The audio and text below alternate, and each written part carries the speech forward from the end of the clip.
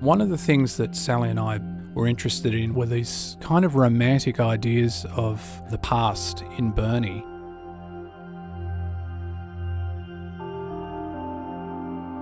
As people who both grew up in Burnie and were schooled at Burnie High School, which is where we were in residence, it really seemed perfect as a place for us to explore that.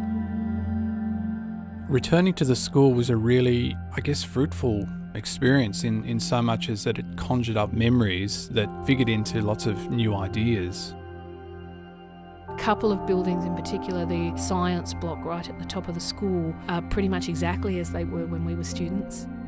For me, there were particular triggers in this really intense, vibrant, almost psychedelic carpet. I was also interested in a banister in that same building that just has this beautiful wear that becomes, if you let your eyes track down it, it's like a passage from a road movie where you watch the white lines kind of flash past you, but it's, hands gripping this banister over the years, including my own at one point.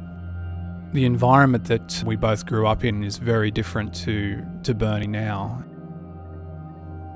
Within that town and within that environment, it was incredibly industrially polluted in the 70s and 80s, and yet we accepted it so much as just as a part of our surroundings. Despite them being gone, there's this nostalgia that still hangs on.